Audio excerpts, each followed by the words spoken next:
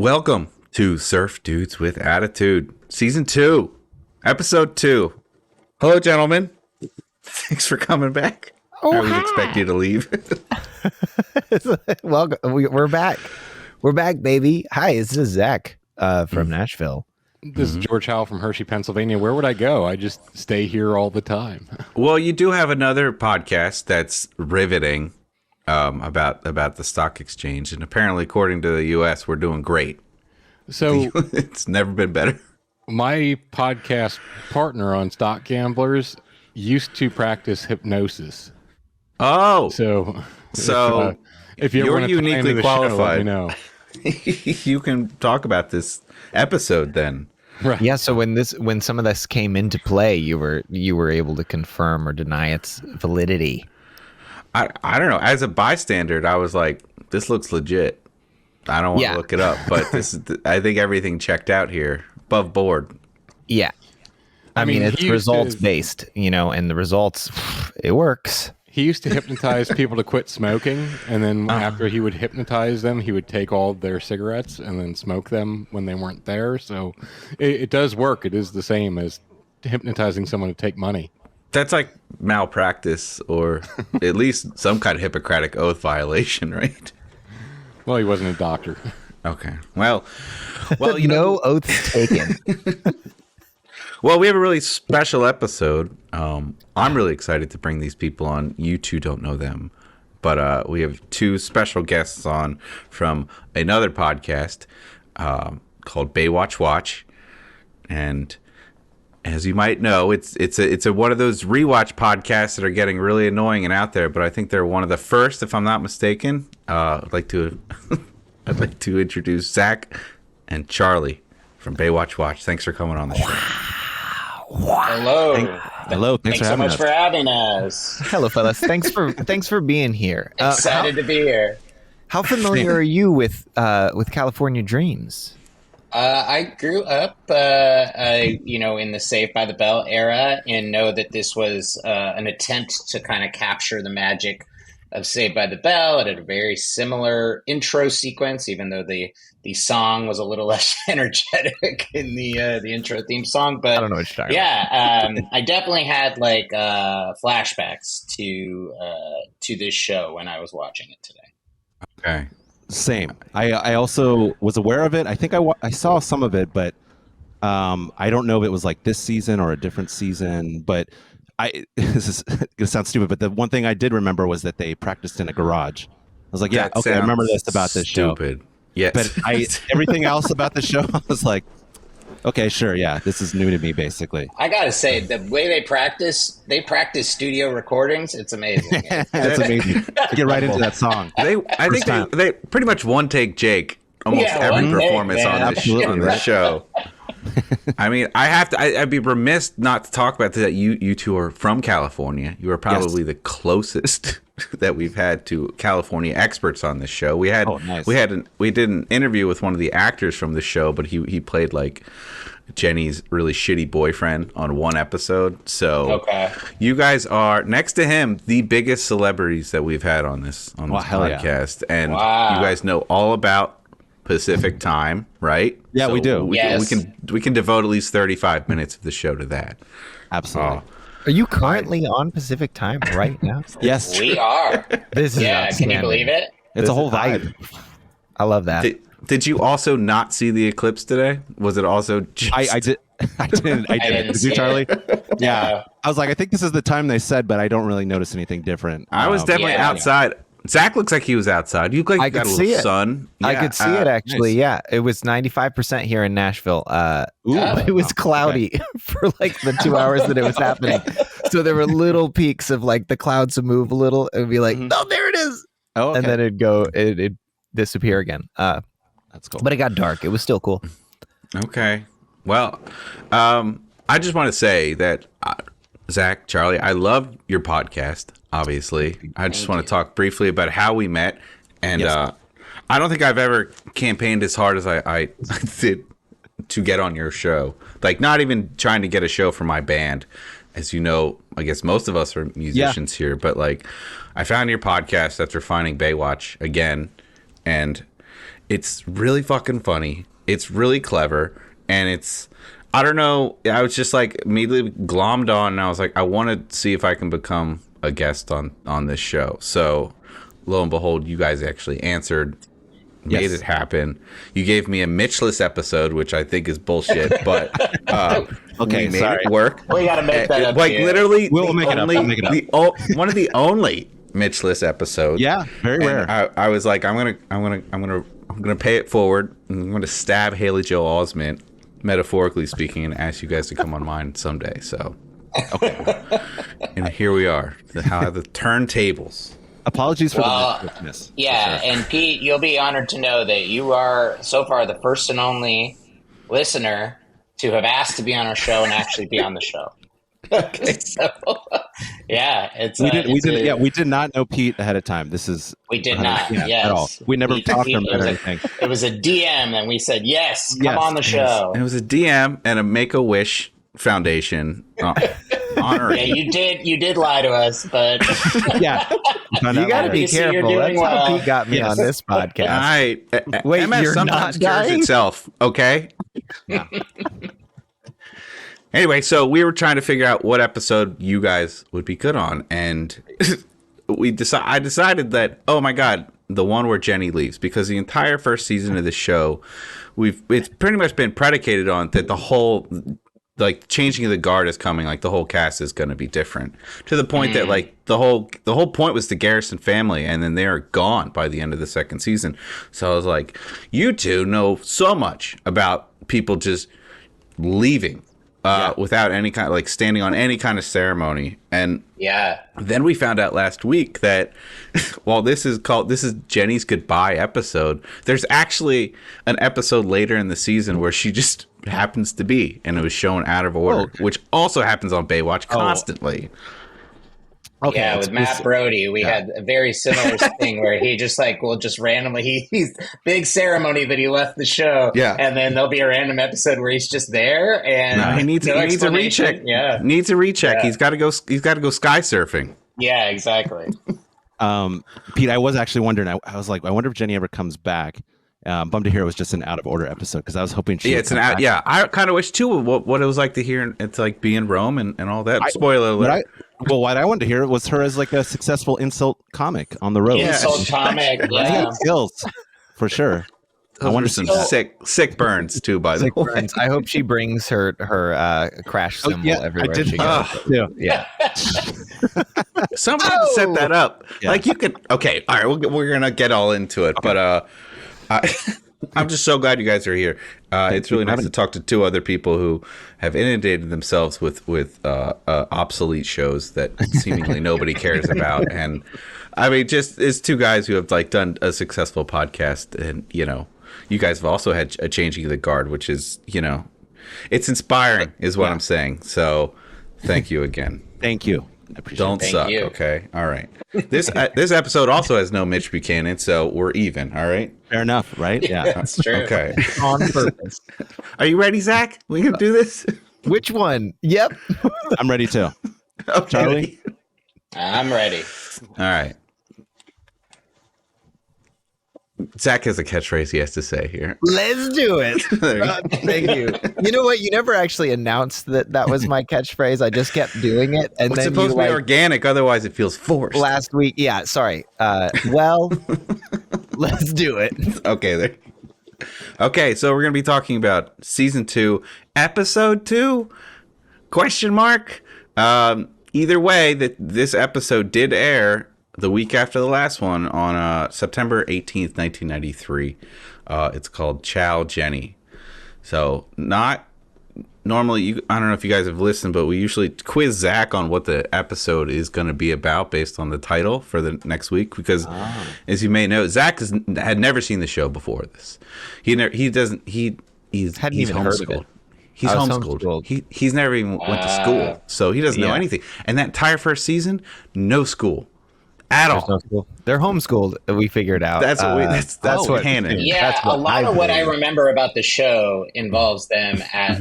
They do spend a lot of time at school later in the show, I think. Yes. Yeah. Okay. Yes. Very. And the last episode season was alarming.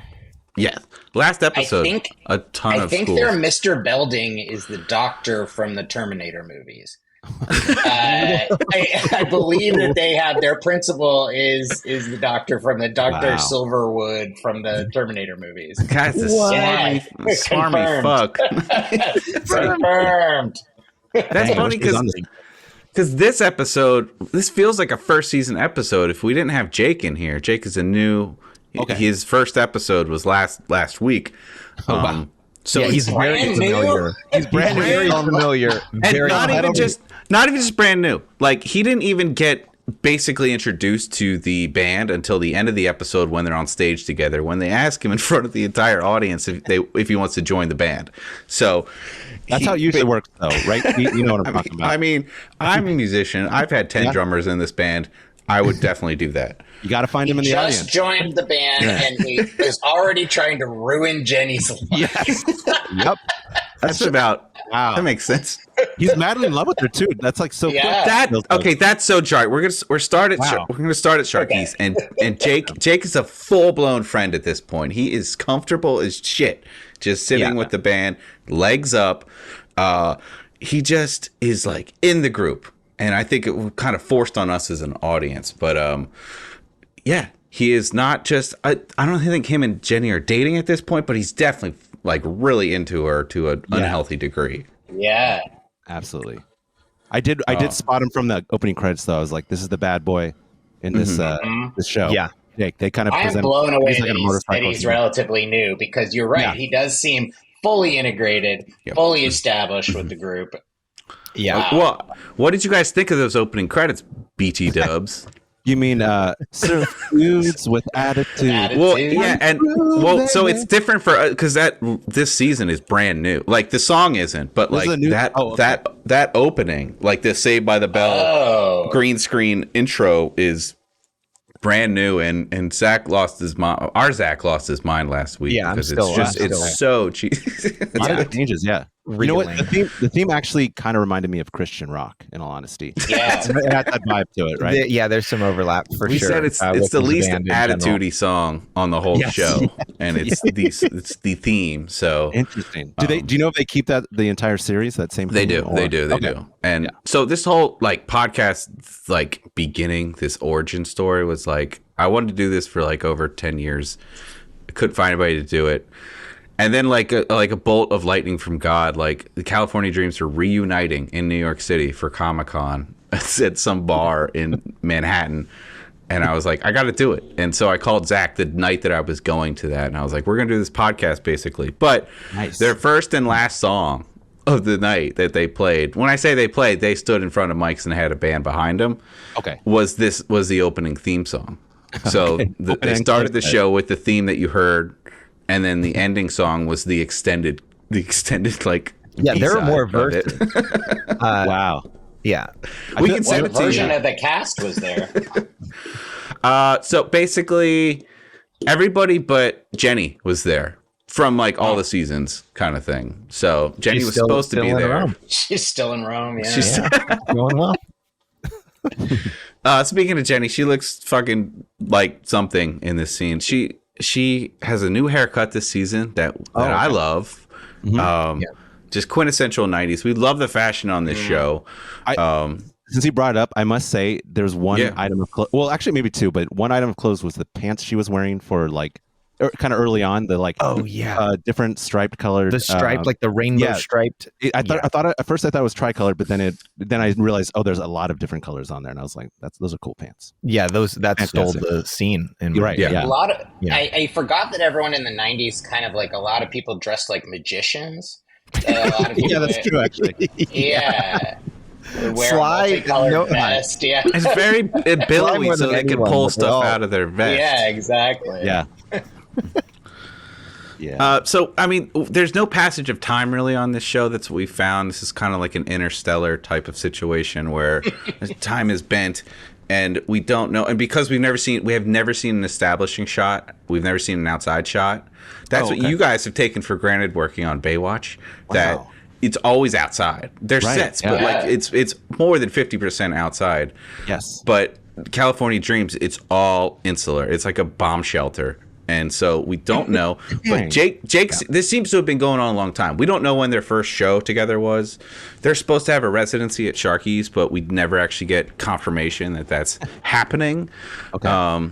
We don't know how many shows they played together, but they've been together long enough that Jake is writing love songs, and he's now a full-fledged writer in the band. So, and is Sharky's an established, like, because it's very reminiscent of the Max from Saved by the Bell.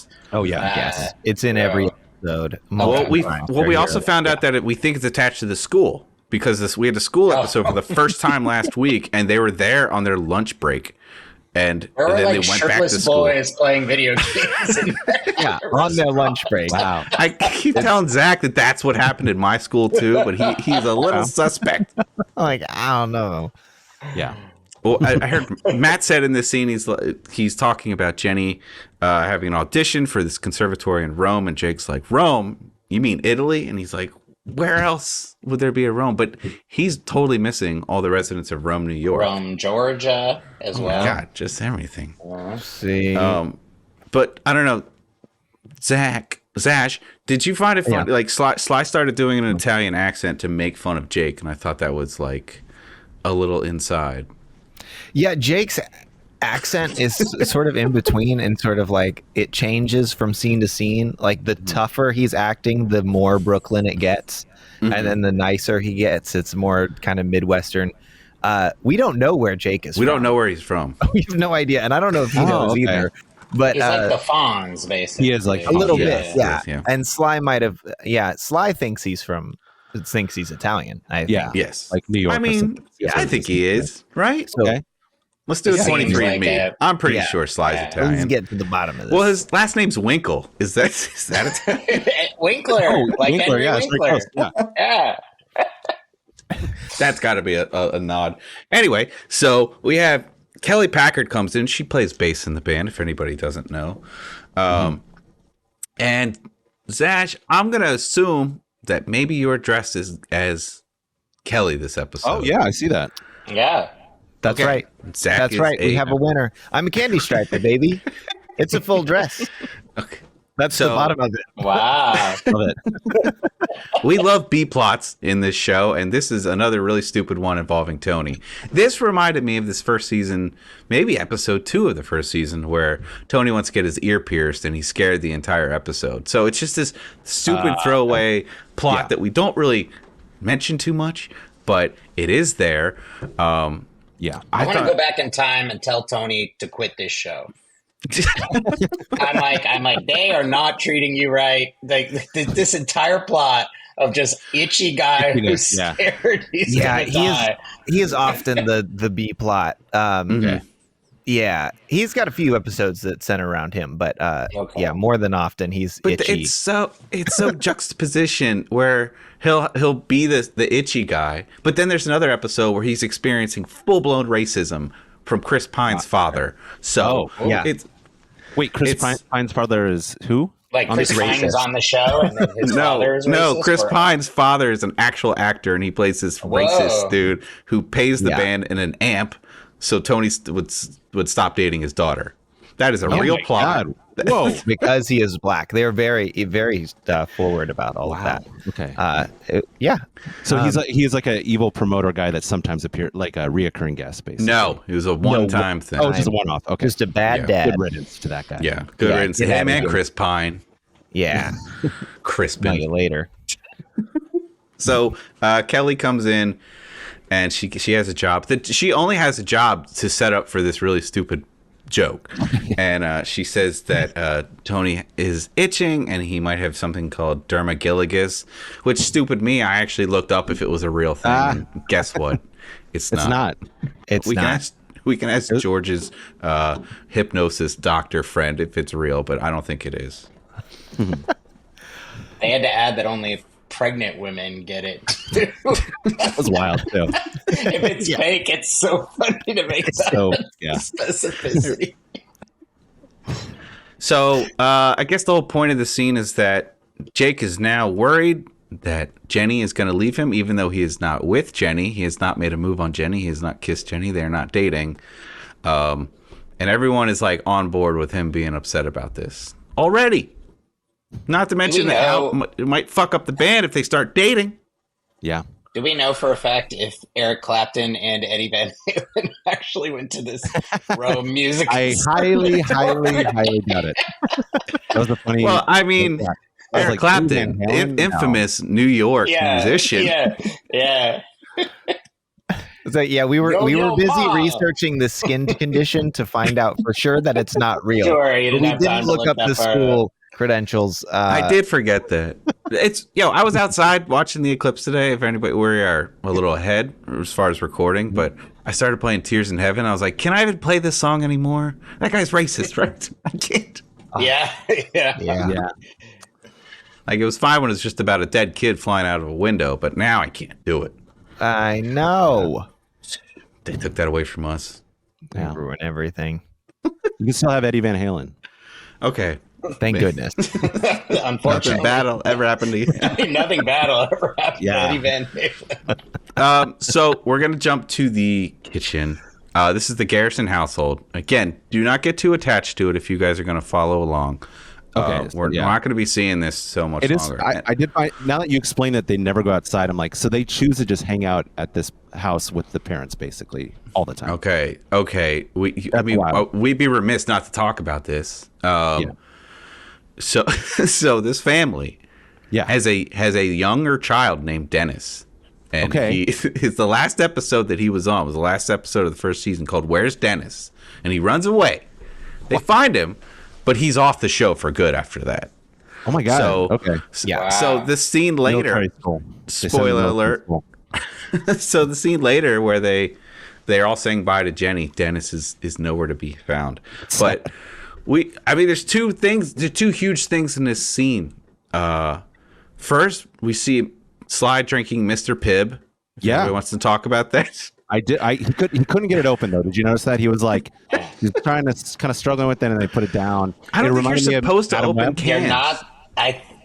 So this, Zach, this might be the reason why Madam Web never opens a can. She has such a problem with that. Scenes. She cannot open the cans.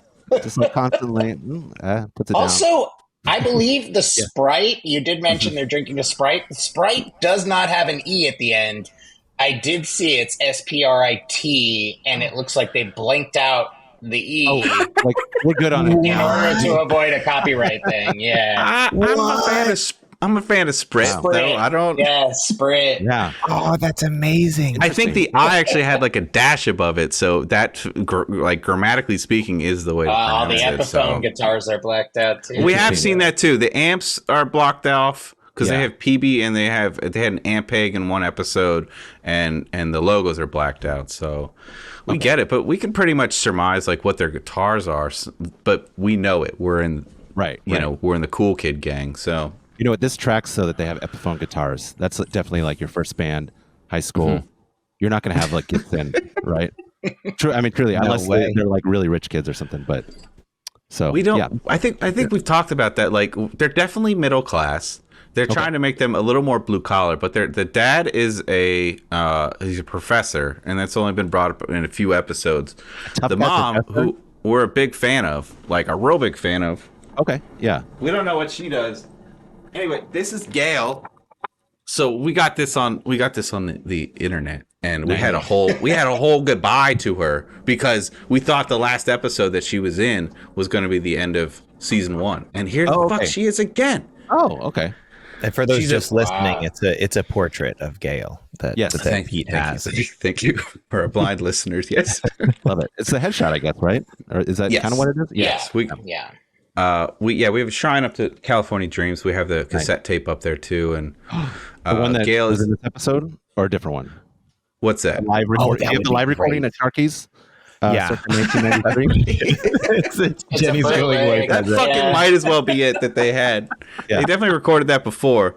But Gail Ramsey is actually a minister last week we got a prayer request for this show. Because we asked her to bless the show because we're starting a new business, and we even said it's a California Dreams podcast, but I don't think she made the connection. Okay. So Well, and it might have been her people that responded. Don't shit my Cheerios. Okay, I'm sorry. It's actually better if it's just her people, because if it's her and she forgot she was on the show. That's true. She was on General Hospital too, so we need to start a General Hospital podcast. Oh, but yeah, she looks great. She's got a new haircut in this scene, and so I did look up. This is definitely the last episode that she's in. Wow. The dad is in one more episode too. So you guys got 2 exits. This is a treat. Yeah. I mean, I hope you feel that. This is a California dream, without a doubt. Yeah. I'm glad we got to see Peat's character. Yeah. I honestly thought towards the end, I didn't think Jenny was going to leave for real. I thought she was going to stay. And then Jake goes about sending her off in the worst way. He white fangs her, basically. Absolutely. Get out of here! He went through. Jake goes through this other chick now. Lola the bimbo. Yeah, Jake goes through like a roller coaster of emotion. With Jenny, he's like super into her. He's like, and then he's like, "I love you so much that you have to go. I can't stop you. Whatever we have here." Definitely a roller coaster. Yeah, there's like, you're like, this guy really sucks, and then he realizes he sucks, but then he sucks again, and then he's like, well, everything's all messed up, but whatever. He kind of doesn't suck again, I guess. I'm gonna bang your best friend after you leave the show, because it definitely happens. So can I ask you guys a question real quick? How is Jenny as a character overall? Because I did like her in this episode. I'm like, that's kind of a bummer she left, but how is she usually, I guess? I think she's actually. This is among her more likable episodes. I see. Okay. Yeah, it fluctuates. She's not unlikable, but there are episodes where she is. I think I like her more than Peat does, if that's correct to say. I think I'm more attracted to her than Zach is, but I think Jenny, she was always like the curmudgeon-y one, and I as like from a band perspective, I was like, I don't think she's pulling her weight in this band. You know, like I don't think she cares about the band. She's just the keyboard player. Okay. But she has like a whole music video that she does in her head for the first season. So maybe she writes. She's got some good pipes, but you could tell that she just didn't enjoy being on the show. Like she did a great job. But and so much I of don't think her character is well written. Was so she much of the writing like is a main character? Oh, sorry. Well, Matt sort of is, Matt's but she's sister. kind of. It's both of them, yeah. And so much of her character is responding to like pretty egregious advances from Sly and sometimes Tony and other characters. Sly like she's just given a clip of like. Yes, I had the same thing. I was like, Sly is Screech. This is without a doubt Screech. Yeah. Yeah. I mean, he's a little more adept at life, isn't he? Though, like, I guess is. He's not like a total. Like they make him more of like a. He's like what's his name? A Frankie Sabatka in The Wire season. Okay, that's very specific. He only cares about his union jobs. He's not stealing to get fucking money and. Oh, I don't mean Frankie. I mean Ziggy. Sorry, his son. I mean, yeah. Sorry. He's got a huge dick and gets killed in like a convenience store. Okay, well, classic Sly. Wow. Okay, so we're gonna jump to the garage, and then Tony is still getting. Actually, Pete, can I point out something? Real quick? Matt read out the lyrics that Jake wrote for his new song. Really bad. Can I say them real quick? It was dark eyes, dark hair. When I see you, I stop and stare. You're Matt's sister, but I don't care. And I wrote down, Jake should quit the music business immediately. That's like some of the worst lyrics I've ever heard. I was like, no, just stop. Also, I do want to, I also want to say that when they do pull their hypnosis thing and it starts going so bad, he feels really bad, but then they just leave. They don't like bust it and go like, stop, she was hypnotized. They're just like, well, we should get out of here. Yeah. Like, well, did they even have a stop word? Did they have like a safe word? Like to snap her out of it kind of thing? Yeah. I actually laughed when the mom said snap out of it. I was like, oh, that's what, I guess that works. I don't know. It's a TV trope to like snap out of it. Sure. Well, I'm glad you got those lyrics in. So thank you. Yeah. Nobody can steal them now. Yeah. Yeah, they didn't make the cut when they do play Jake's song later on. Actually, it's coming right up. It's in the scene we're about to talk about. Oh man, that in the key of A. Can we all follow along? Yep. Oh, Matt constantly does that, where he blurts out a key, and then he's like, "Watch me for the change." He like Marty McFly's up there, and then everybody just fucking knows the song. And there's such a good band. They do like they nail it. First, we never see them. I guess there's been one time when we see them actually working on a song and kind of like, like stumbling their way through it. This is, but otherwise it's like, this is the first time. Let's do it. Incredible sight readers. Yeah, absolutely. Yeah. What's this song up tempo? Was it? Because that's what he says as well. Do we want to talk? Okay, so let's talk about this song. What is it called? I have the. It must be love. Okay, their song names are so like adult Christian contemporary, like you said. Contemporary, yeah.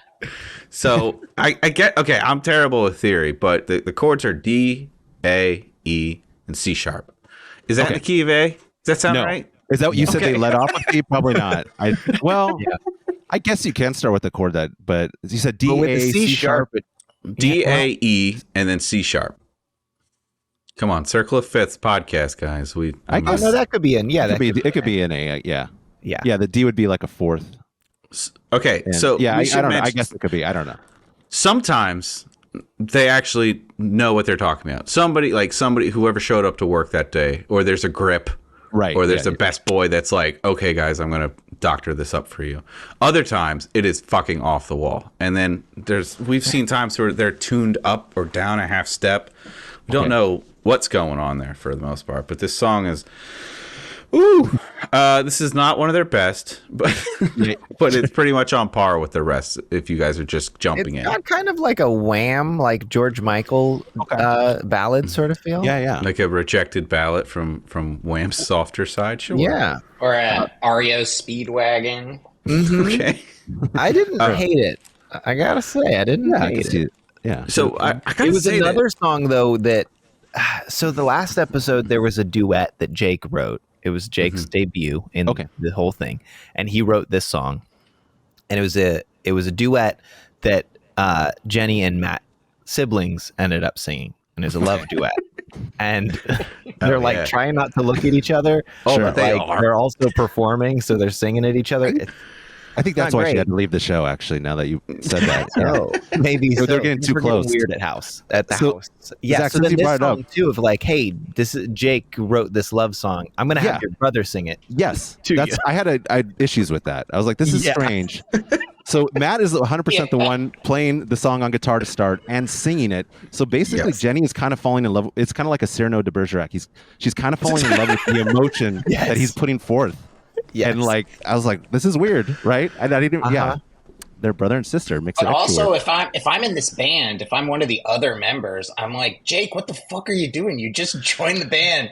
Stop trying to fuck another member and ruin it. Yeah, and they're all super supportive. Like they're on board with it. Yes, they are. They are like super into it. Yeah. There's also everyone in this band sings except for Jake so far. But everyone in this band sings, so it would be very easy to avoid the sibling thing that they keep doing. No, we love it. We love the sibling. How do you guys? I'm sure you guys have talked about how everyone mimes to playing the songs and had thoughts. Oh yeah, I have some. I'm glad you brought this up. Yeah, please. You are a musician, Zach, as well. What did you think of how everyone's miming this stuff? I think overall, a lot of them are actually doing a pretty good job. Okay. I assume they had training, or maybe I think Tony and even maybe Matt might have known how to play the instruments ahead of time. Yeah, drums were 100% on time, and it looked like Matt was actually playing good chords. I don't know if they were. I wasn't checking to see if it was the matching up or not, but they looked like actual chords, like a D chord or something. Okay, Tiffany, someone taught her how to do that. But she was going so fast on the strumming fingers. I was like, that's not what that bass is playing at all. Yes. But she's having fun with it. She's at least looks like she's playing a bass. Jenny, she had the rhythm of a keyboard. I guess it was really simple keyboards potentially. So maybe she was just. But they also block her hands, so you can't see what she's playing. Yeah. Yeah. And all she has to say is, oh. Oh. She was she was giving fuck eyes at Jake this entire song. Yes. She was very moved by it. But his since guitar you solo. haven't seen that kind of smoldering from her at all. Jake's playing. Actually, he really went for the solo. That was cool. But did you guys notice when he was playing guitar chords? Dude, he was making up guitar chords. Let's talk about it. I'm like, either doesn't know what he's doing or he's a genius. I'm like, what are these chords? This was so strange. Zach, did you notice this? That like the chords when he was playing the verse were all over the fucking place. Like I thought he was drop D for a second, and I had to check. Yeah, like an alternate tuning. He's on 2, he's on 4, he's on 3 and 5, and then but that solo is like 100% on. You learned the solo. Right. Yeah. And he's always very animated when he does solos, and like we've only seen 2 episodes of this, but I remember from my youth being like, he's like doing the fuck face like the entire time. He's really getting into it, but I was like, how do you overlook that? The actor J. Anthony Frank is actually like a really talented lead guitarist, so I know he can play. And everybody in the show. I have a theory. Yeah, let's hear it. My theory is just that when they were casting the show initially, they did cast people who actually had a little bit of musical ability. And then as the show went on, they went like, just because they may have some musical ability doesn't mean they're good television. And so that's why you get upheavals. And probably later on, you're probably going to see the quality of the miming decrease. Maybe. But perhaps the acting will get slightly better. I mean, the writing isn't gonna help. Oh, it's gonna get worse. This is on par with the whole season, like the first season so far. And I think the acting has gotten better since it first. I love Zach's optimism. I mean, not a lot. This is marginal, but I think the acting has gotten a little better. I think the thing is with the writing is that these guys are not challenging themselves to write jokes at all. There are barely jokes in the show. There are laugh tracks. There's no jokes. And even during like the roast session audition, like these aren't jokes. She can't even deliver the non-jokes that are there. I just was like, this must be so excruciating to film every time they were on set. I mean, there's definitely like, so to answer your theory, the show was like predicated on the idea that they're going to be like the Monkees. Like they're going to make a band and they're going to tour. And then they found it's a lot cheaper to just film a sitcom a la Saved by the Bell. Sure. So they ditched the idea of the touring and they focused less on the music for the rest of the series, apparently. So an Club 7, if you will. Okay. They were they actually toured and had a show as well. So we don't know. I mean, if this is the amount of music that we get per episode, I'll be happy. But there has been episodes that have none, and this is supposed to be about a band, and sometimes we're just sitting here being like, I guess let's talk about apartheid because that was brought up in one episode as well. So you know what that the song reminds me of within the episode itself is the montage on Baywatch. Actually, it's this nice like we get to experience like a palette. This one actually kind of is plot relevant though. A lot of times that's true. Are not really advancing the plot, but this one did. So like Max, like basically, is that his name, Max? Matt. Matt. So Matt, earlier before this performance, he said to Jake, it will be my honor to help you fuck my sister. Basically. I'm going to sell the hell out of this song. I'm going to jump hump your Mormon soaking. She will be eating out of your hand. So true. By the way, that's a bro. That's literally a bro. It is. Has anyone? The answer for me is no. But has anyone ever actually like soloed at someone the way Jake does at Jenny? I'd feel weird. I don't have that power to do that. It feels odd. Yeah, I don't think I'd still be alive. Well, I mean, but it's effective apparently. So I don't know. I might start now. Okay, yeah. And so because like what you said, Charlie, Matt's like, well, I'm gonna get a drink of water and let them like bone down in this like greasy ass garage, and then Sly is like, no thanks, I'd rather stay and watch. He does watch. There's one episode that Jenny goes on a date with Sly because he pulls some subterfuge and gets her to go on a date. So, but it was always so back and forth about whether he was into her and all that. So Speaking of Sly, we think he's into hot wifing too. So just throwing that out I there. can see that. Sly, I had a question. What does he play in the band? Is what I wrote down. And then I assume nothing now. I guess, right? Yeah. Sorry. He's the manager. He is their manager. He gets 10%. Yeah, you don't want a manager. Yeah, you don't want that manager. No, I mean he's the only reason they have jobs and shows. So I mean, he does. He's a good manager. Just ask Sharkies if you can play. He on paper is a good manager. Yeah. He harasses the members pretty frequently. Okay, he does. So it's not worth it. In my opinion, but Pete loves Sly. I don't love Sly. I just say we should give him some credit because I've had a lot of shitty managers, and Sly has done more for that band than any manager has done for my band. Okay, fair enough. So his projection, 100%. Sly wants to go to Rome with Jake and tag team women. We're going to start an OnlyFans page for this. Do they? By the way, do they always change the posters in the garage where they're practicing? I noticed they had Tom Petty in the Beatles. Great question. Yes, they I was like, Beatles. They do. They switched those up. They had an REM poster in there that we had a whole segment on the show. In Matt's room. Yes, they kind of switch them between Matt's room and the garage. Okay, yeah. Hey Zach, was this Jenny's first kiss on the show? Didn't she kiss Sly? Did she kiss Sly? Yeah, there's an episode where I know they went out. I don't remember if they kissed, and then she went on a date with that form. Yeah. Zach, is this the first kiss on the show that Jenny wanted to do? That's a. Oh wait, yeah. Sorry, 100%. Michael Aaron. She kissed Michael Aaron. Kisses Michael Aaron as well. Okay. Yeah. All right. Yes. This is the first kiss of the second season. Okay, how's that? Yeah, but we don't know if she wanted that either. So she was leaving. They're like, we got to get as many kissy poos in as possible. So Sly could have. I just keep thinking not Sly, but Jake could have gone on that picnic with her and then been on that picnic and been like, "Hey, I really think you should go to Rome." You know, I thought about it. You would think, right? Instead, he's like gonna hurt her. He's gonna break her fucking soul. Yeah, she'll never be the same. I'm like, just go on the picnic and it'll mean so much to her. She got so dolled up for that picnic too. Like she had the blossom hat. She had the blossom hat with a matching flower shirt as well. Yes. I know. Yeah. Oh, okay. That's So what we're going to go to Sharky's today, next. But if we're talking about fucking clothing, what the hell is up with Sly's shirt? It's got sandwiches all over it. Oh yeah, it's a picnic shirt. That's that's foreshadowing for you, baby. Yeah, true. The mom is also wearing a very similar vest. I noticed. I think Mother Garrison and Sly might share a closet. They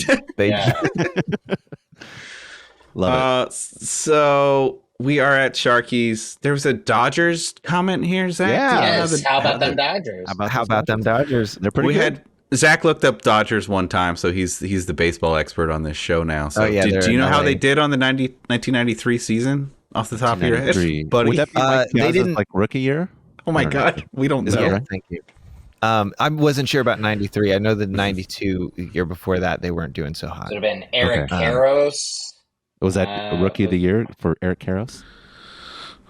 Wow. Oh my God, you guys, you're on the wrong podcast. We don't. I mean, no, these guys. You probably ran into them. Did you eat sandwiches at the same place? And I think we're saying how about those Dodgers because Jake is like he keeps out loud being like, "Damn it! I hope you don't get in." Yeah, and that's like, anyway, let's talk about anything else. Yeah, he's trying to save him. Mike Piazza's rookie year was 92. So it was this 93? Okay. Yeah. Okay, yeah. Wow. Okay. He's on the team. He's on the team though. He's doing it. He's worn in a little bit by this time. So this is where Sly hatches the plan to Jake about the hypnosis, right? Yes. Yeah. Okay. Yes. Okay, yeah. Okay, so then we're gonna jump to the kitchen, and there's more sandwiches being eaten. There's actually like a sandwich inception because Sly is eating the same sandwich that's on his shirt. Anybody notice Oh, we that? also have to set up dad giving Sly $10 every time he says goodbye. Well, $10 or $20.70 in today's culture. Okay. Ooh, So- wow. Yeah, exactly. Yeah, because they gotta test this hypnosis on They had to somebody. test it, Yeah, and he threatens test it it with a on dad. hammer, so he means business. Yeah. But it works. It works on Dick. Jake is he's okay with this. He's just going to go. He just not only is okay with screwing Jenny's chances of getting on, but he's just going to follow along with this pseudoscience hypnosis. Yeah. Yeah, he's an agent of chaos, I must say, Sly. He's just, He really fuck the world up. Is he chaotic evil? What is that? What's the 9-box thing? What would Sly be? It's definitely not neutral evil, right? He's No. like, yeah, it's like, what is it? Unlawful evil. Unlawful evil. Yeah, for sure. Oh, by the way, he baboom. Just moments before is like I was like, oh, is this his catchphrase? And then we got another baboom later. So This is his Yes. catchphrase. And it's a new kind of catchphrase, and you can tell because they are wanting to make sure you know it's his catchphrase in this episode. Like, Yep. he says it so many times in this episode. He said it twice in the first season total. And I warned and threatened Zach. I was like, this is going to be a thing. I want you to strap in. And now he says it all the time. So, yeah. And Tony says every time he sees a hot girl, he says, what does he say? Oh, mama, goo goo moo. Is that right? Well, he claims to. We don't hear him say it often, but he does say he says that every time. Oh, it's coming. Don't worry. Really? Yeah, it's really. So the parents are just in this scene for some reason, and they said they're like, hurry up, we're going to go to the movies. Do you guys want to guess what movie they were going to go see that week? Oh, 93. Wow, what would that be? 93. I mean, I got a list, so don't Yeah, worry. okay. 90, We can guess from that. 94 was a movies huge year for movies, so I don't know about Oh, it was. So That's fine. 93, Pulp Fiction September of 93. We're going to assume it's within 2 weeks of the opening. Sure. Okay. So the options are Striking Distance, Jurassic Park. The Age of Innocence, The Joy Luck Club, Okay. Airborne, and Boxing Helena. What is Airborne? What is that about? Airborne is the rollerblading movie. Zach and I know that well. Former Yeah. fruit booters ourselves. That's Okay, it's right. Airborne. And We're current. trying to connect with their California kids. I think so. I think it's either that or the mom is dragging her husband to see Age of Joy Luck Innocence? Club. Oh, Joy Luck Club, yeah. Because her friends won't go and see it, and this was in the time where, like, in every Home Improvement episode, Jill wants to go to the opera, and Tim's like, right. you know, so like, in the same way, it's like, you have to take me to this rom com. I know, 90s, maybe 80s too. It's like the mom or wife always wants to go to the opera. They always want to. They want culture. Yeah. Please. We don't know what the mom does. I don't think she has a job, but maybe Okay. just going to the opera is an entire full-time profession. Yeah, or at Her least the and Joy Luck Tiffany are Club. very invested in her outfits too. I didn't- For what she's I don't- gonna wear to the audition. Mhm. Zach, do you know what the Joy Luck Club is? Yeah, I'm- Amy Tan's book. Yeah. It's about a group of Asian women that meet, and they discuss, generational trauma and things like that. Sounds like a hoot. It was a huge movie and book. It really was. Nice. I've Googled it. I'm familiar now. I was hoping that the parents were seeing Boxing Helena, which is one of the best bad movies of all time. It's hard to track down now, but it was directed by David Lynch's daughter, and Whoa. it is something to be Interesting. witnessed. I've never seen it. Oh, like don't even look it up. Just watch it. Like the less you know about it, the better. But Bill Paxton is in in it. rubber pants and a mullet, And super Sherilyn great. Fenn. So while you look that up, we're gonna jump to the audition. Okay. And I guess by this point, Jenny is hypnotized because she's really anxious about everything. Her mom and her best friend are telling her what to wear, so she gets freaked out. And then Sly says that he can calm her down with some hypnosis. We don't actually see the hypnosis go down, do we? I know. Not on Jenny, Okay, but on the dad. Yeah, Yeah, that, so okay. we know the methods, but Hand He on cut forehead, right to right? the audition, hand on forehead. right? Yeah, and Jenny has a keyboard in front of her, and I guess a drum set next to her because there's just going to be a single cymbal hitter that is auditioning that day. And she's going to sing their song "Castles on Quicksand," which is a song that we've heard twice so far. Okay. Usually we hear it with the full band. Do you like that title? Because I don't. I was like, Castles in Quicksand. Well, it's kind of like that Footprints Jesus poem. That's what it reminds me of. Yes. I can see that, yeah. So this is this reminded me of in Save the Last Dance, the Juilliard audition scene where Julia Stiles does the most mediocre dance you have ever seen, and the Juilliard panel looks like they are losing their mind at how good this is, and that's what this is. Every time she stopped insulting them to play, they are overcome with how good she is, and this is straight up bad. I'm sorry. Oh no. It's not. She doesn't have enough. It's not that she's bad. The song is bad. I don't understand how they gave her a chance. I think if she didn't insult them, there would have been no way because it was very mediocre. But yeah. This was a song that really it soars with the full band, but it's not a solo piece. They needed one with a couple of babies in there so that exactly. And she's triggering her own hypnosis, so it's not like someone else is doing it. Whenever she says "baby," he then goes into that, which generally is not. I mean, generally in hypnosis, someone else is triggering your right. hypnotized state, right? And you two are a couple of Fly is a very advanced hypnotist. That's be able true. to kind of backdoor this whole thing. It is funny that that Sly, he learned how to do hypnosis from this medical magazine, I guess. Yes. Yeah. That's funny, right? Like, why would that be in there? That was telling Tony about his medical condition also has lessons on hypnosis. Yeah, Health Style magazine, which is a real magazine. Ooh, you looked that up? Wow. Yeah, it is. So it's like the period questions at the end of 17 magazine. Like it's just filler. In the back. Yeah. You two are funny men, right? What did you guys think of the jokes here? I know Charlie was hooting and hollering, but this is basically Charlie's material that he usually does. Well, that was where I felt like I had to tear up 5 pages of material because it's already been done after I saw this episode.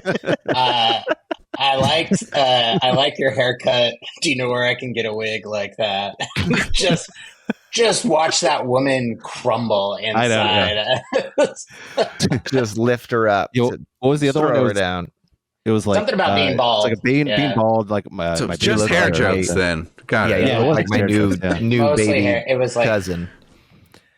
It feels like that's how she really feels deep down inside, though, right? Like, where is that coming from? Yeah, like it's like a liar situation. Exactly. That's Was that the hypnosis was not you have to heckle the judges. You have to just tell the truth. That's what you just have to say the thing that you're holding back from saying. Yeah. Every time you say the word baby. She wasn't even really good at the rim shot thing. Like she just hit the cymbal, but the whole thing is like it's supposed to be the snare is really the thing. Okay. Yeah. Shouldn't the panelists have been Italians? I was thinking that too. Why aren't they Italian? Now they were just like this whole show seems like it takes place in the Midwest, even though it's California. Like it's just everyone is there's nothing California about this show. We had another guest on. He was like, "This show's secretly fucking Canadian. I know it. Like what they think California is like." Well, that was like that original Saved by the Bell was Good Morning Miss Bliss. In Indiana, in Indiana, and then they changed it and changed a good number of the cast, got rid of Miss Bliss, and then took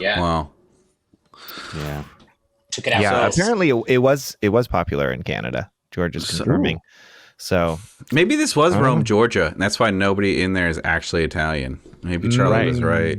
It's not that far after all. Do you think why are they sending why is Rome sending these judges out to are they trying to find like the next Eddie Van Halen? What do you think the idea is? Of course. It's strange, 2 right? rock guitar players and then Yo-Yo Ma. Yeah, classical cello player. Strange. I don't get it. But yeah. Yo Ma, I want something to eat. Was that was? Did you like that joke? That was the closest I came to. That was the closest to a joke, actually. Yeah, that was. And I could see Jake saying that. Actually, I was like, that does seem like his character would say that to his mom. I mean, you say that after one episode, but it's true. That's basically his character. Yeah. It is. And he does have a mom. Yeah. He's not as hard in the rest of this. It's very weird. That first episode, he's almost a bully, and basically they've changed him to like have this like gently cuddly bear kind of thing. Yeah. Who's terrible at expressing his emotions because he's all over the place and all over. Clearly, Everybody in this show just needs a little therapy. There's nothing wrong with it. Please, just check yourself out. So much could have been solved. Yeah, because like if the fact that Jenny needs therapy because she has major self-esteem issues because after what he did to her, regardless of whether or not it helped her get in. She comes back and she's like, you did this because you care so much about me, which is clearly one of the cycles of abuse. And she's like, and then at the end, after he's been so cruel to her and he shows up and he goes, hey, I didn't mean nothing by it. I just wanted to make sure you went to that conservatory. And she's like, I had a feeling that was it. And she's like, just come to the airport with me. And I'm like, you need more self-esteem. Yeah. This guy sucks. That the signs of definitely a toxic relationship that she dodged the bullet on, I think. Yes. True, yeah. Wow. So we're kind of all over the place, but in that moment that Jake is trying to white fang her, there's an extra named Lola that looks like she's 40 years old, and he just like kisses her right in front of it. Oh, yeah. That's just kind of cruel. But the whole band, we've noticed this too, that the whole band is just kind of like behind it. They're just like, we understand what you're doing, Jake. Yeah. It's totally okay. This is my sister. Whatever you got to do. That was really good. Yeah, good job, Jake. Nice move. that was this will soften the blow. I also like that Jenny, when she got her going away gifts and she gets the necklace from Tiffany, she opens the locket and she's like, where's the other half? You gave me half a necklace. Give me half a fucking locket. Fucking bullshit. Like, I got the other half. Yeah, this sucks. This thing has a picture in it. What the hell? Yeah. You give me a letter that says you're my best friend. What the fuck? What is this? Anybody notice that? Then Tony, who has a skin condition, gives her a hat. I would stay far away from that hat. I want that hat. He doesn't have dermagilligus, but he does have lice that now Jenny might, right? We don't know. Yeah. His storyline is not resolved. I was like, what's the deal with Tony's rash? We don't find out. Oh, they just say that he can't have it because he's a man. Right. He still has something, though. Psychosomatic, I guess? I mean, who knows? Yeah, I think he's got something. Some kind of rash must have happened. Yeah. Oh, there was the other joke when they're giving gifts and Sly gives a picture of himself to her and she's like, oh, this is great. I've needed a traveling dartboard. That's right. Yeah. That doesn't even make sense, but that's the best Jenny can do. I wish she had brought the symbol and had that. Like, it just got slowly rolled out. That would be great. That's the same. Yeah. Also, like, they got to go for the rest of their life, and that's the last thing she ever said to Sly. Is leaving for Rome, and the last thing she said was, I'm going to throw darts at your face. Well, he's trash. I actually think he deserves exactly that. At a point. He's been harassing her for like 15 episodes, and tricking her, with hypnosis. Well, 12 years canonically. Never noticed his. They grew up together. His shirt was basically the same color as the wrapping paper he gave. I wrote that down for some reason. By the way, I wrote down to wrap it. Yeah, that is pretty nice. Probably also got the wrapping paper from Gail's closet. I wrote down that Sly looks like if Tom Cruise and Screech had a baby. Okay, he does look a little bit like Tom Cruise, right? Sly has met Tom Cruise. We have found a photo of it, and like he's obsessed with early Tom Cruise. He looks like bad teeth, Color of Money Tom Cruise before Scientology paid for those veneers. Sending this link to the chat. Because that is who. That's Ziggy. That is who Sly. That's who Sly looks like. And the whole time, he's just like a little weenie, shrimpy Ziggy Sadaka. Sure. As we mentioned earlier, Dennis is not in the scene to see his sister off, so he died or something. This is giving me Family Matters vibes. Oh yeah, Judy went upstairs, and the whole time they're like they'll mention her every once in a while. Where's Judy? She's still upstairs. She's upstairs with Aunt Rachel, but Richie still around. Strange. Oh, did Aunt Rachel leave the show too? Yeah, but Richie stayed on. Wow. Yeah. So Matt gives her their last gig together on that tape, which is undoubtedly probably a 1.5 minute song, because that's all their gigs are usually consist of. Just one song. Wow. They play very short sets. And then we see the end, and then we notice that Gail and Dick, the parents, they're just in the end credits. Usually they're in the opening credits. So that's their goodbye. Their ciao. Yes. And the dad's last episode is next episode. So that's gonna do it for this episode, I think. Right? Ooh, I have one thought. Please. When Jenny comes back and says that she got into Rome, and then she explains how the Rome Conservatory is that they thought she invented a new genre, shock rock. And I was like, this is 93. This is like kind of right when Marilyn Manson, I think, was starting to become a thing. Is it possible? There's a connection. It could have been. Jenny could open up for Marilyn Manson. Marilyn Manson might have seen this episode and been like, hold on. I got an idea. Does that mean she has to go to this conservatory and keep doing this? Because they're like, find out that she's just kind of a mediocre singer. This is your thing. She's going to have to get hypnotized, because I think it's better when it comes from her, like, deep within her self-conscious. Obviously, she's telling the truth, so she can't write these things. This has to be, she has to have no self-consciousness about it. Yeah. It's a hasty I also do have one more thing to say. When he gives her the gift of the gig on tape, if I was me, I'd be like, I should have this anyway. It's true. It's a good point. It's like, didn't we all get a copy of our album? Yes, we should all be getting copies of these. There's only one. Sorry, bud. Just gonna pass it around. Great well, point. and in this show, the last gig was the one in which Jake was invited to be in their band, where like he had written a song, they play the song, and then they're like, come on up, play with us, and then he plays it, and then like before they play their closing song, in the middle of the show, they're like, hey, that was pretty good, and like have a little band meeting, and they're like, hey, why don't you join the band? In front of the whole crowd. So I'm just hoping that's on the tape too. That's all recorded. Like, this whole conversation. It's a soundboard recording. It's just the mics. Just, and then you it, can like, hear some and then of them it better cuts than to others. like a hot mic moment where Matt's like, come on, just fuck my sister. Like, and I mean, it's like, I know, dude. Well, it's a real shame. Fuck my sister. Because the last episode, I was shipping Matt and Jake Jenny, so maybe? hard, because when they first met, they were like there was tension, and it was there, and I knew that they weren't going to do this. Maybe that's part of it. Before Ellen, like, it's almost like I'm having sex with you if you have sex with my sister. Maybe so. Yeah, and it's like, if I sing twins, this song, or are they older good question, Charlie. We've been debating that the entire season. Yeah. I vote twins. I vote twins as well. Right? Yeah, I think George and Zach and have said even more he's so, older. even more so since they share that connection. Yeah, Jake and they share a type. Yeah. Well, Matt is older than Jenny. We do know that. That has been said, but also, by minutes. Twins say that kind of thing. Yeah, exactly. Do they share a psychic connection? Is that a possibility? We're gonna see. Do you think she's ever mentioned again? That was a question I wanted to ask you all. Yeah. Like, besides the episode that she pops up that's filmed out of order or shown out of order, do you think that they ever mentioned like, oh, I miss Jenny, or if Jenny was here, she would do this? My guess, this is just a guess, of course, but yes, this season, never again, though. Season 3 on. So well, there's no Garrisons the rest, so. Oh, well, you're probably right. Where do you think they're going to move to? Gone too after this. Matt leaves after this. Oh, Matt. Then never mind. Never.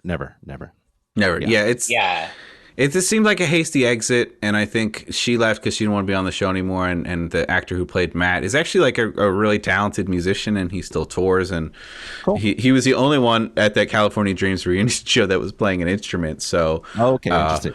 I have total respect. We're trying to get him to like come play this California Dreams board game that we bought on eBay for the end of the second season. That's what we wanted for like the finale, because he lives like pretty much like next door to Zach. So we're gonna make this happen. Please. I think he left the show because he wanted it to focus more on the actual band, and it wasn't. So I mean, you two, you're Baywatch All-Stars. Like, there's been so many exits on that show. Absolutely. Because people are not happy. They very rarely talk about them ever again. Yeah. Except for Matt. Matt, they talk about. And they do the thing like, they don't even introduce new characters now. Any new character, it's like they've always been there. They just are like friends with everyone already. Yep. They don't get an intro. The last person I think to be introduced was Pamela Anderson. Like a real proper intro. Like with a saxophone, no less. That's a great intro, right? Yeah, one of the best intros. I'm wearing my Baywatch shirt for y'all. Oh, nice. Okay. Fantastic. We should mention that you guys are on Baywatch Nights right now, right? We are on the last season of that. Can you talk about the difference for anybody that doesn't know? Yeah, Baywatch. I mean, so Baywatch Nights was a spinoff from Baywatch, conceived primarily by David Hasselhoff. He really wanted a spinoff. Vanity project. Come on. Vanity project. But season 1 of that is more just kind of like your standard detective type show, something like that, right? And it's ridiculous, but it's still like, okay, yeah. Season 2, they decided to go X-Files-ish, and it's so wild. There's monsters. There's vampires. Yeah. They go to a post-apocalyptic There's future. A giant amoeba that they fight. Giant amoeba, They time travel, Zach. Yeah. You don't believe us. Yeah. I had no idea. It's the wildest show, I swear. Yeah. So are you guys watching on YouTube? Is it actually shown anywhere? Okay. It's just on there, no streaming. California Dreams it's not streaming anywhere. That's a shame, right? And they've all been uploaded 12 years ago, just like these California Dreams ones I noticed. Yeah. Yes. But ours are all the German. They're not in German, but all of the show title would be in German. Episode titles are German. Is it? But I watched it on there. If it's the same uploader, it's like terrible quality too. I hope you guys have at least something a little clear. Amanda Gold. Yeah. Thank you, Amanda. Right. We stand Amanda Gould. Yeah, we have what's her name, Zach? Elaine Pierre or something. Thank you so much for uploading all. Thank you, Amanda. Thank you, Elaine. Like we want our show to be successful and a bunch of people to watch it, but we're also scared that like at any given moment, like they're just going to take it off. But we actually think that the cast members were trying to do this idea of like a rewatch of their own show. Yeah. And so there was kind of this time element when we first started this, because we thought that the reunion stuff they were doing, and they're gearing up. They're like next week they're doing like an online autograph signing. I don't even know how that's going to work. But we're like, oh shit, like they're trying to do it too. But then we heard that some of them knew about our podcast and were not fans because they thought we made fun of it too much. No. I'm going to say something controversial. I don't care so much about what happened on set or any of that stuff. I like the talking about the episodes and making fun of it and picking it apart. I don't the behind the scenes, like I like to hear that every once in a while, but I'm not going to listen week after week in order to know. Charlie, you don't want to hear about the conception of Baboom? That's amazing. Yeah, like what were the drawing board? What were the other the other ones that didn't make the cut? Yeah, right. Yeah, why not Shaboom? I agree with I've come around. No, I do. I actually do agree with you for the most part. You know, I mean, just on a personal note, I listened to the episode that you guys did with the creator of Baywatch, and I was Michael like, Burke. There's so many behind the scenes tidbits about that. But like, it was so funny to hear you two like just listen, because this guy is like still all about Baywatch. He's just still, he's like, he has just such fond memories, and you could just know those guys who've been in the industry a long time. They just like talk about it, and they're like, well, I would feel weird saying anything else, so just please, like, all these things that it's so nice that, like, we had one guy from the show and we're just looking for any kind of insider knowledge, because it feels surreal that like somebody is cracked inside. So we're hoping to get other cast members on. I think you guys will. And and I think we can all say that no matter what, like, you made a show and it was on television, and that's incredible. It's a huge feat. Make fun of it. It's huge. So I had to make fun, but it's all with love. I had a question for you guys about your show. Most of these episodes are directed by Don Bernhardt. Do you get a lot of that in same director? Same director over and over again. It's a pretty consistent creative team in terms of a lot of the episodes were directed by creators Michael Burke, Greg Bonin, Douglas Schwartz. and those three are the three creators. They directed the majority of the episodes. There's a few who also directed episodes. On Baywatch Nights season 2, a lot of the episodes are written by the Hayes twins, who are better known for the Conjuring films. So we got the Conjuring twins writing a lot of those episodes. Yeah. Wow. But yes, Baywatch is such a different animal because Baywatch aired on NBC for a year, got canceled, and then the rest of the show's life, the remaining 9 to 11 seasons, were all done in syndication. So they produced it themselves, they paid for it themselves, they sold it themselves, and it became like the biggest show in the world. So it's like kind of incredible. They didn't have a network that was telling them what to do or casting or anything like that, other than that first year. So it's a very different style of television production. Like they had so much more creative control. And basically just sold it around the world. That was a bunch of interesting behind the scenes information, Charlie. Hey, it's truly a triumphant sometimes you get a little bit as a treat. Yeah. It's nice. Alaska of television shows. Thank you for that, Charlie. Can I add something to that real quick too? Yeah. Baywatch is a show about lifeguards on the beach, and it's wonderful. Yeah. Okay.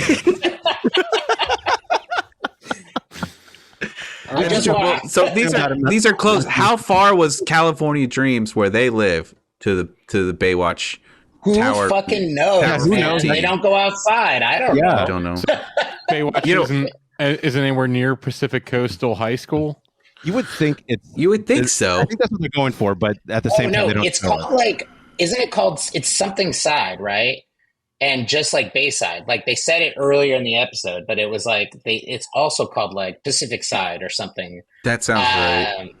Yeah, so another Saved by the Bell analog, but like 95% of California is extremely rural, so it could be in California and just be like on farmland. Well, the one thing is, no, it's LA. We don't know where in LA, but if you guys want like a lateral show, like after I got done watching all of Baywatch, I went to Pacific Blue, and that's basically the same fucking sets. And they even had a crossover episode, which is fucking insane that you guys should see. Whoa. So we think that the school is like very close to that vicinity. Yeah, there's in the opening credits, I noticed they gave Tiffany a surfboard to just kind of walk with. I'm like, she's not a surfer. She does surf. They say she's a surfer. They say she's a surfer. We saw her hair wet one time. And she's it was a surfer. Episode. All right, we never see her surfing, but she comes in from surfing frequently, carrying a surfboard. She's taught other people how to surf in the show. Oh, so we should mention that Kelly Packard comes in later on Baywatch seasons 7 and 8. I want to say so. She's also been in as a guest star earlier in the season. Oh, it's a different character, which is something that we're waiting for that on California Dreams, where there's going to be the same actor playing two different characters or something, like because it always happened in Law and Order, but it happened on Baywatch fucking constantly. Yes. Yeah. So before you guys go, the one thing that we do at the end of every episode is we play a game. Hang on, George. Before that, I just want to say, George has been chomping at the bit to do this, but before that, I want to say that we also give out awards, and it is specifically because of your podcast. Okay, amazing. So we give out what's called, and we can just do it real quick, but we give out a Jenny, and that's the person who is the worst miming. We give out a Tony, which is the best miming, and we give out a Tiffy, which is the person you'd most like to be in a band with. Okay. They're just as confused as the rest of the audience. Yeah. But the Jenny doesn't have to go to the Jenny. Probably going to be Jenny, I think, right? Well, sorry, what was the? It's probably going to be Tiffany. Tiffany is actually the worst miming. I did this in honor of your podcast, so I just want you to know, you guys, the impression has been felt. But yeah, the Jenny is because she's most historically the worst at miming. Yeah, and the Tony, he's always pretty on, so he gets, when you give a Tony out, it's the person that's best. And then Tiffy is just like a great source of inspiration and optimism that you just want to be in a band with. Okay. You're ride or die. Is this all specifically about the miming, like the first and the first and second award, or is it about best actor? Okay. Yes. So I'm going to go Tiffany worst, Tony best. Tony gets Tony. Nice. He often does. He often does. Yeah. I almost want to give my Jenny to Jake, as controversial as it may sound, because like he obviously knows how to play because of that solo, but you just fudged half the homework by not learning what chord. I mean, Matt even says key of A. If you just hit A a couple times, it would have been fine. Yeah. Wow, I'm kind of torn on this. My Jenny is, I guess, Tiffany. Mm-hmm. You know what? I'm going to be controversial here, and I'm going to say my Tony is Jake. Okay. He's a genius. He's a musical genius. He's playing Robert. He's playing Robert Fripp chords. Yeah.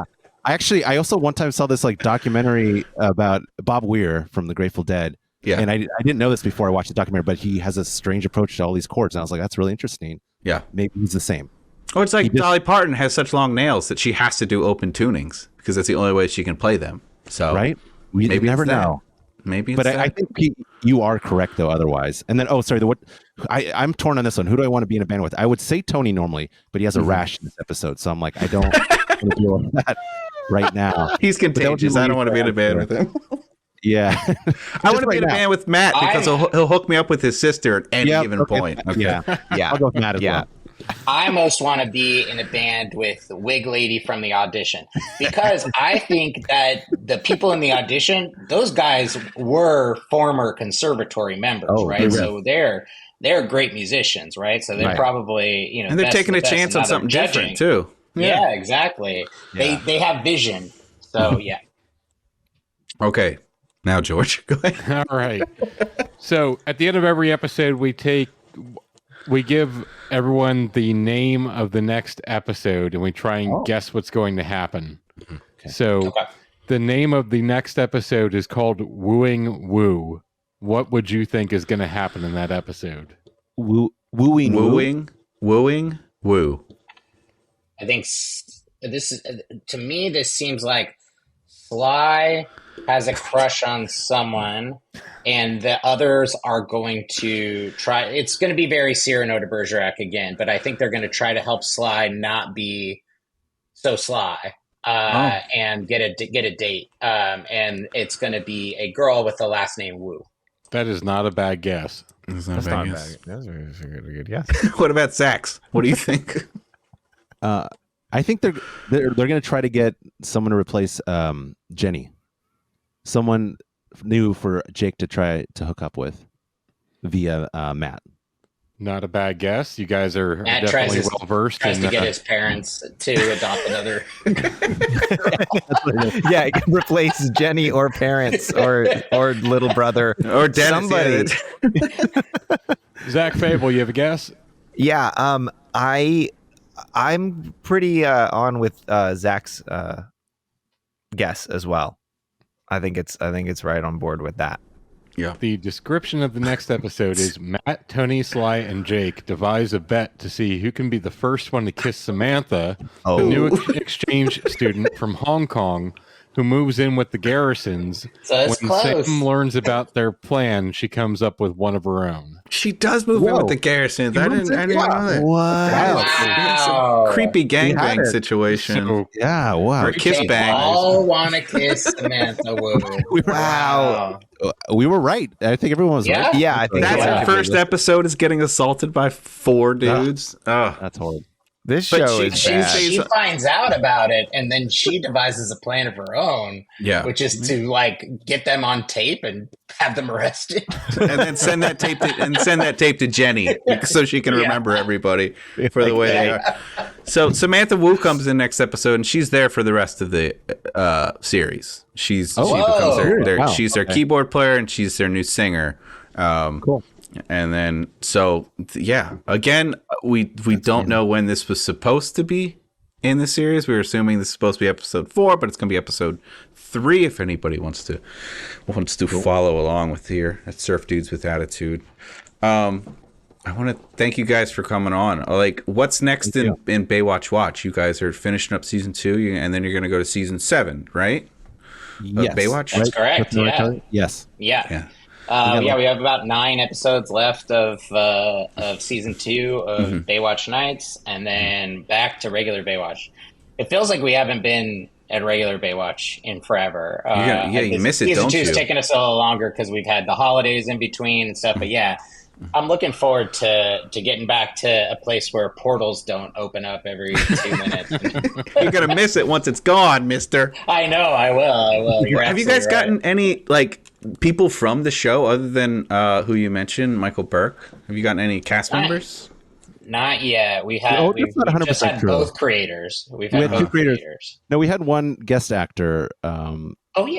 His name escapes me right now, but he was on an episode. He came on with Michael Burke one time. That's right. He played a comedian, magician, magician/comedian who was the villain of the episode. So it was very much like a Batman, the TV show villain, where he would do these things, but he did a million impressions. He was like a man. That guy is so annoying. Yeah. I remember that guy.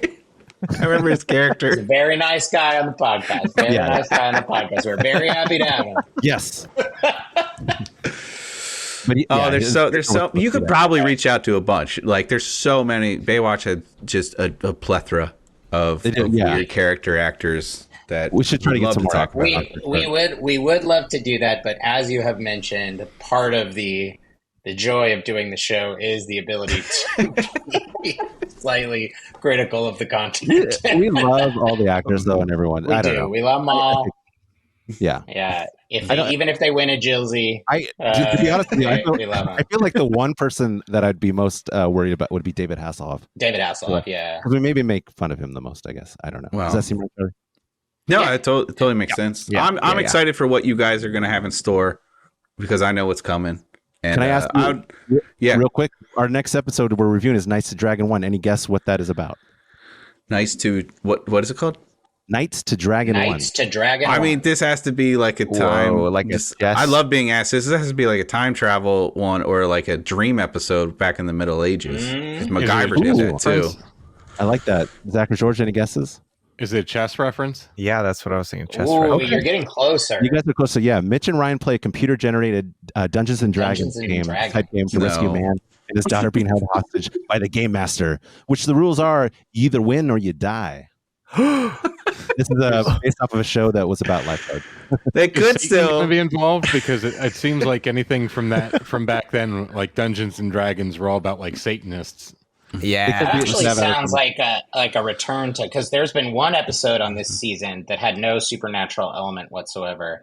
And this one kind of sounds like that too, unless the game master is an interdimensional being, or is it just like a man? Yeah. Or I think they might go into the video game because like X-Files did that too. I love that. And it was one of the worst episodes of X-Files, first person shooter, and they're like, we got to go inside the game, just like Nick Arcade.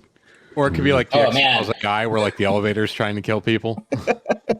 I would love a Nick Arcade crossover with Baywatch Nights. That would make my day. I think it's on the next episode of Quiet on the Set. Was that show? Anyway, I want to thank you guys for coming on. Thank you guys. Thank you for having us. This was a blast. This is Surf Dudes with Attitude. You can find everything from us at CaliforniaDreamsPodcast.com. Sign up on Patreon. You get to see this whole episode unedited, and then we do an extra show at the end called the Encore. We have a lot of band references, guys. Zach, I know you're a musician. Before you go, do you want to plug anything that you're involved in, or you too, Charlie? Music wise, anything wise. My band has an album coming out sometime this year. We just don't know what month yet. Okay. The Taint. Album. The Taint.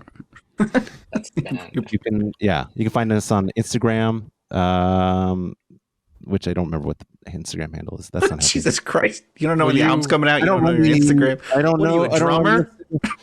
No. I let band members sing on stage and mime instruments. I'm a band member. Were you let band members sleep with your sister? I could tell you in 2 seconds what that handle is called. It is called. Wow. How do you not know your own band handle? Jeez. Oh, here we go. Surprised the Taint. The Taint official. The Taint official. Yeah. The Taint official. All one word. I'm sorry. I don't run the Instagram, and I just forgot. Oh, jeez. Not the official taint. That's a different one altogether. Yeah. Possibly, it might be. Like the referee of the taint, the one who judges all the taint. Oh, yeah. That's what our Instagram is about, basically. Charlie, want to pump your show? Well, you can actually check out. I've written a couple of feature films. Awesome! You can find Infamously in Love on the Up TV streaming network, and then you can find A Royal Christmas Surprise on BET Plus. You can hell stream yeah! both of those. Hell yeah. Okay. Well, I want to thank you guys again. I love you both. Thanks for doing the silly stuff with us, and keep doing what you do. And till next time. Thank you. All right, guys, that was fun. Those guys were they were a blast. That was a good episode. I'm really glad they got to come on and we got to like pay this forward. I loved being on their show. I mean, honestly, I was like, oh, I blew it. They haven't asked me to come back. But like the fact they've had so many great comedians on that show, like and them telling me that I was the only fan that reached out and begged to be on the show. Like I specifically remember the night that it happened. We were playing City Winery in New York City, and I was more excited to get an email back from them because I made a root beer reference, because Hobie in the Baywatch show is constantly fucking drinking root beer, and like it's just the most lame product placement. That show is so lame with its product placement, but I was so happy they got back to me, and it was like before we got on, so I was like, I want to do this. I'll go on stage. But it was our first in this show. episode as the characters drinking Pib and Sprit. Oh, we probably should have mentioned that. Like, but they had so many different sponsors because, as they said, like it's all syndication show, so they needed anywhere they could get money, they took it. It's just bonkers. Like, there's one scene where a Domino's delivery guy literally shows up to the door, takes pizza out, puts it on a plate, and places the plate in front of Hobie and Mitch. Have you ever had a pizza delivery person do that? That's above and beyond. That's before we had fucking Postmates fucking going all out there for tips. I'm here to deliver your pizza. Here, let me just let myself in and grab some plates for you. Oh, it's so great. So great. I love it. So, first question I have, non-band related. Yeah. Have either of you ever been hypnotized or seen someone hypnotized? Mm-hmm. I've seen some people hypnotized. There's a Wilson County Fair in Lebanon, Tennessee, which is frequently wins the #1 county fair in the United States. It's pretty great. People come from all over to see this thing. You got the zipper, you got the kamikaze, you got the Ferris wheel, you got a bunch of fun traveling fair rides, and you got stock shows. You can see your prized chickens compete against each other to see who's got the best. Are you talking about a cockfight? Yeah. And on top of that, they have live entertainment and entertainers. And every now and then they get themselves a hypnotist over there that'll have crowd members come up and get hypnotized. I was never somebody who went up on stage to get hypnotized, but I did have acquaintances who were up there, and they said it happened, and it looked pretty convincing. So, Zach, you didn't go to high school, but like this happened at our high school, like once a year for like just forever. For like it was like a senior appreciation day or some shit like that, and they would bring the same hypnotist on, and he would do the same fucking act for the last like 30 years. I guess he's under contract for that long, and he would go up on stage and he would bring up like 10 or 12 kids, and then he would hypnotize them. And like it looked like it worked. Like it was like some of these kids were like real shy, and like I remember one kid was just like taking his shirt off and like humping the stage or something. Like it was so like problematic. Now I remember seeing one guy like rubbing his pants and everything, like his inner thigh, and yeah. So that's did probably y'all the only ever get hypnotized? I personally didn't, but it was a plan because I don't know if you guys know I have epilepsy, and one of the plans when it was like bad when I was a kid was like there is some hypnosis therapy for that, and but we opted for the old pharmaceutical route instead. So okay, I think it would have been just as effective. So no, I've never been hypnotized, but I guess if I had, I wouldn't know either, right? Isn't that the whole point? My friend who is a hypnotist, and if you ever want to have him on the show, we can. He says pretty much that like you have to want to do what they're telling you to do. Oh, I'm so these people are all like permissive, like they want to act out. Oh, I'm very suggestible. Peer pressure, here I come. But I mean, it was such a lame plot point on this episode that I kind of forgot, like when you first brought it up, like, why is he talking about hypnotism? Like, oh yeah, the sly thing. Got it. So that was such a 90s thing too. Like anything that they want, if they wanted to make someone act a fool, they'd have them undergo hypnosis. Yeah, well, it was a pocket watch thing. Snap my fingers. You're in a deep sleep. It was all the same tropey shit. Mm-hmm. And I don't. Because of that, it made us think like this is not a real science, right? This is just hooey. And it's more surprising that they did it on this episode. You know, like this is Jenny's send off, and that's the hokey shit that they're doing. Yeah, hoky's a great word. It was a hokey fucking episode, man. Yeah, I was pretty disappointed how they did it, honestly, and kind of like shooing in. Mm-hmm. I mean, I almost actually cheated and watched the episode that was supposed to go before this because I was after watching this because I was like, I need more context for this relationship this like Jake feeling so at home here. Mm-hmm. I didn't feel like he earned any of that, and I think their farewell to Jenny at the end as a band and as a family, I thought was heartfelt and was actually like, oh man, I'm actually like, I feel this is sad that she's leaving, and it's also so cool that they're supportive and sad of this big change, and that like Jake got all the attention for their like we got to raise the stakes somehow, and like this should have been a brother sister send off. Like they started the band together. Romance. Yeah, they could have had it's family and friends, and I mean really. Go ahead. I was gonna say, really, it's just another example of like how poor the writing on this show is. Yeah, well, it's weird. I think they're just like, you know what kids love, like love. they want teen romance, and that's it. And this is definitely a relatable situation where somebody goes off to a conservatory in Rome. So just stack it up with all the other like weird shit that happens on this show that is just kind of passed off as normal. But like this could have, even though it seems like she wanted out.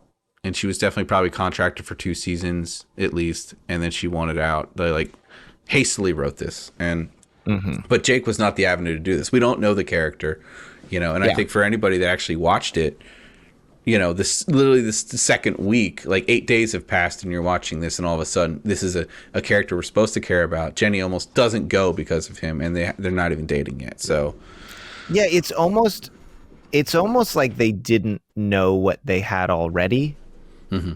Like it's a missed opportunity to just use the characters that already exist and the relationships that already exist. Like there have been a lot of good brother and sister moments, songs aside, duet ballads aside, you know, and we've had a lot of like heartfelt band friendship times, and for them to like negate all of that, it's like, utilize what's there, what you've been writing, like spending so much time writing. Like, why are you writing in a new character that like this romance can go nowhere?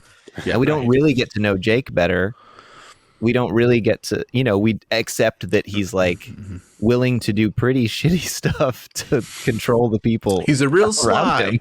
Yeah, it's like, I think even if you watch that episode that supposedly is, you know, that came out or was filmed before this, maybe, like, I think you're gonna be disappointed because like I know generally the plot, and it's just they well, I don't spoil it, I mean, but like there's no romance in it, I think. So it's not even like this is Jake getting to know Jenny kind of thing. So but how we're about gonna Jake see and Matt? Is there more tension with them? You know what, we're gonna find out. Okay. You know, it's really funny because I constantly berate the writing on this show, but when you think about it, it was a really early concept with them to bring in these adult ideas, like having a band and talking about the business aspects to a band are not the normal pandering that people were doing to children these days. So Yeah. maybe that's why it feels really hokey to have them do the hypnotism bullshit, because in a lot of ways they weren't insulting children's intelligence by No, you're right. bringing in all these things. I think they were pretty progressive with like treating kids like adults, and this would be a real problem when somebody moves away in school. That's definitely something that kids relate to, and like dealing with a sense of loss and not having a real avenue for it. But like, love her or hate her, no one hates her, but like for better or worse, like Jenny was a part of the show from the beginning. And now with her leaving, like that should have an effect on Matt as a character, but we'll see. They'll probably just add in some hijinks and shit like that. But like, I would hope that he would say at some point, like, I miss my sister or I miss my twin. No, they'll never talk about her again. Yeah. The hypnotist angle, that whole gag seemed more of a B plot material. Like that was for sure. That's a thing that they do for the B plots of like really silly antics and like kind of just throwaway jokes and things. It's like to make that the front and center, and then Arash be the I think they should have combined it. Like, they should have been like, here, the hypnotize Tony to get him to stop itching. Like that. Sure. That seems. I should have written this fucking episode. Or they should show Sly hypnotizing all the band members to forget about Jenny so that they never talk about her again. I mean, there it is. That's some Office Space shit, yeah. So one question I have about this episode is Jake's sitting around for a while for the song to open up when they first practice the song that everyone miraculously can play with no warm up at all. But how do you? I guess this is more for Zach. What do you do to arrange rhythm and lead guitars? Bitch, I play rhythm and lead. Do you? That's true. He does. What do I do? You do. This can be a question for both of us. There's only one guitar player in the band, and it is me. And I play rhythm and lead. So arranging, as in sort of like switching back and forth, or how to choose what. How to choose what each. I mean, for your case, I guess it would be any rhythm instrument and a guitar. What? How do you figure out, like, this person's going to play these chords and then the rhythm does this, like what goes into that? Yeah, sometimes it writes itself. Like if it's a riff heavy thing that sounds best on guitar, if it's a riff that I'm coming up with, I rarely sit down and go like, I'm going to write a riff that sounds like this. It's usually like comes out of I'm practicing or just playing around with different finger arrangements, and then some riff sort of comes out of it. Or I'll hear something in my head and then like do a voice memo and later figure out how to play it. Right. So some of that, like if it's riff heavy, the guitar will get it. But a lot of times it's a little bit of juggling of who's going to do it, what part makes sense, what else is going on, with vocals, who is singing, who's, how complicated are the parts, who needs to take certain things. When I first started the band, it was just guitar and violin mostly, and then guitar and drums a little bit. Like we juggled a few instruments. And the way that I played was a lot of like rhythm and lead on top of each other and switching back and forth very frequently. And now it's been pretty great because there is a lot more rhythm involved. So I can sit back, or I can do just the lead stuff. And that feels great. It feels great to like when a song starts and I'm not playing it for a little bit. I'm like, oh man, this has never happened. Yeah. Like there are only like 2 songs that exist in our repertoire that are that way. I think that's like the curse of like when you write the song. Usually it's because you're writing it. It's very often do you like pass these things off like, hey, I want this drum thing to go for 32 measures before I even jump in. That would be great though. But I mean, maybe George is more asking like is this normal where you're just sitting at practice waiting to play? And it seems for a while Jake is just waiting to play his solo. And it's just so bizarre that like he's not even playing real chords. I don't know if he's trying to look like more talented. I honestly, it just blew my mind that like these are not real chords that he's playing, and then he fucking gets to solo at 100% on Guitar Hero. Right. It's I mean, that was so fucked. That was what was really unusual. Is like, this is his song. He's not singing it. He's not playing the rhythm guitars. He's just waiting around he for writes his the solo. lyrics. I guess that's what we're saying. He writes the lyrics and then does lead over it. But he should basically know the layout of the song because presumably him and Matt have been writing it together. You know, right? But then there is the other end of it too. Was that like I don't write music, so like if you ask me to write a song that's going to have rhythm and lead guitar, I don't edit anything. It's just going to be rhythm the whole way through. Nothing will change. For sure. Because solo on top of it, you know. When Jake did Jake's song from episode 1, season 2, he just wrote a poem basically over Matt's chord progression. So I don't think he might not know these songs very well. He might not learn these songs. He might supposedly it's the first time they're playing too. So Tony is really the one leading this song because they're like he's the one making the rhythm that everybody's following. So normally you wouldn't have that. Normally, just like quick breakdown, like you have a riff. Let's say you're just bringing something to the table. You show the band. You kind of play it all the way through it. You say, "There's this part, and there's this part. I don't have these parts connected. Here's the basic skeleton of the song," and then you will start playing one. You'll loop one part over and over again for the drums to get a basic idea, and then somebody else will write a part over it. Sometimes you're just looping this shit ad nauseum for somebody to come up with a basic part, and then they kind of go back and do homework and make it sound good. So that's at least how we write. Man, this would be unheard of. Like I would not show up to practice with like not having shown my cellist this song prior. That would just it'd be a waste of fucking time, you know? Like we can jam, but like we're not big on jamming, like we're big on songwriting. So you don't just hand them a sheet of music and like literally as we're sitting down to play, like key of A, watch me for the changes. If anybody had to watch me for the changes, it's all fucking over. Like forget it. The band's breaking up. Weird. Strings are wild. I mean, I pretty much demo all of our songs before I show any of the band. So it's pretty well arranged with like, here's what the drums basically sound like.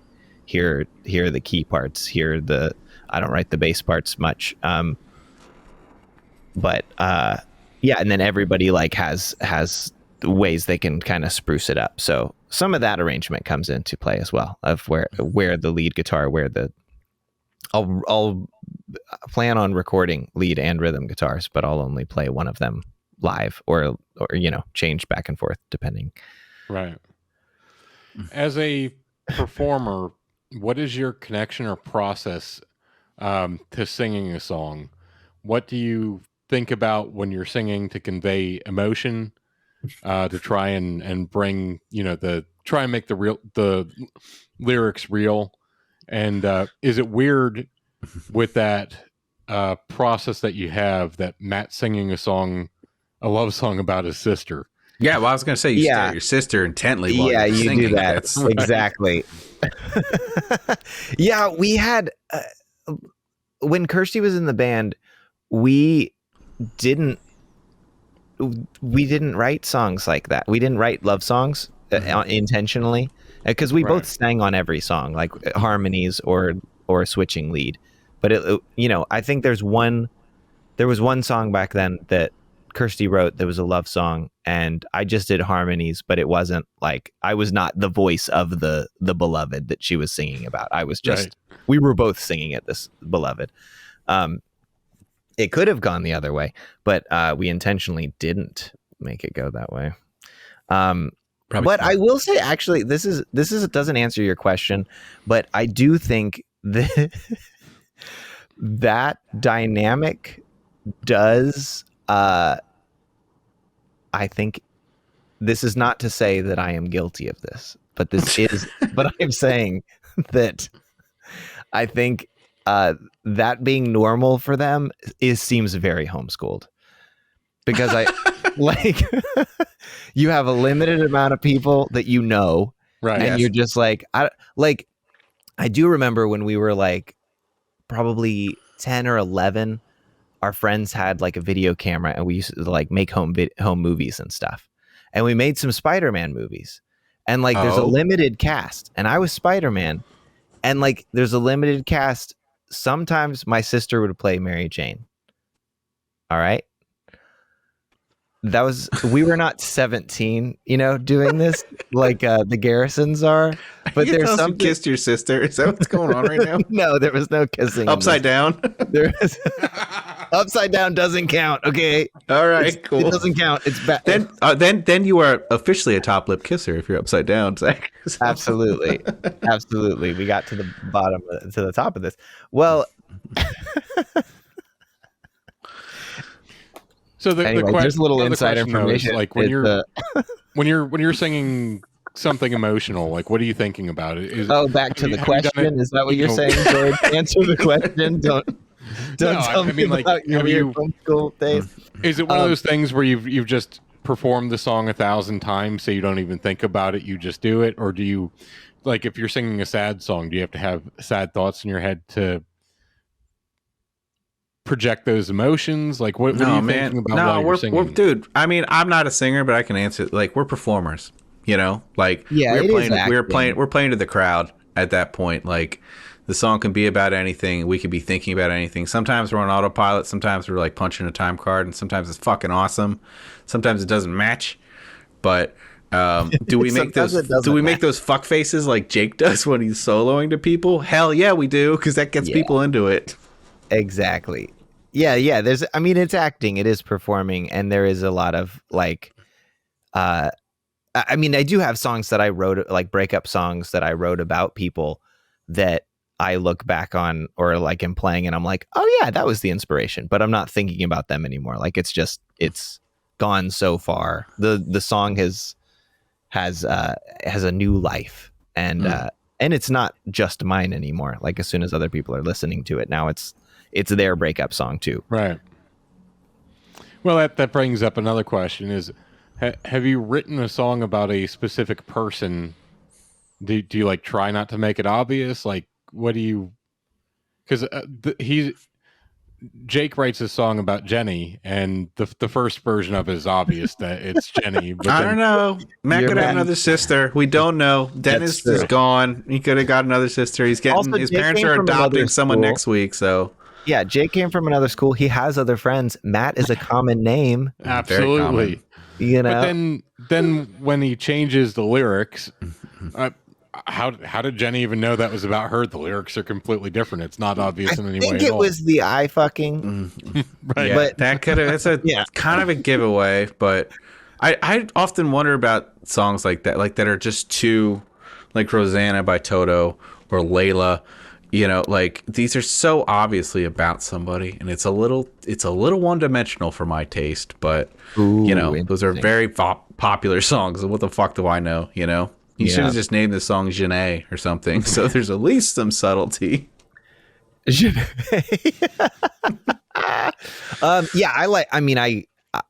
I have a level of separation in general between like artist me and human me.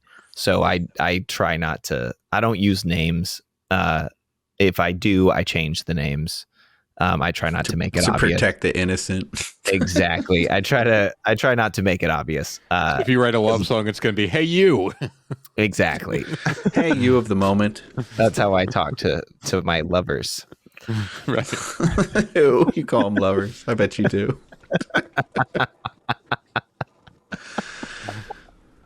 All right. That's all I got. Thank you, guys. It's been cool. Hey, thanks so much, man. Thank you, George. This has been Surf Dudes with Attitude. This is the encore. Thanks for being a Patreon member. That's so cool. Tell a friend about the show, review the show, give it a share, follow us on Instagram and TikTok. Just anything you can do to help. We really appreciate it. And again, this is Pete. Signing off. I'll see you later. Thanks, everybody. This is Zach. I did not kiss my sister. Well, jury's still out. You brought it up. Peter Parker kiss your sister. Smeller the feller. Yeah, you were acting in that moment. This is George Howell. Thanks again.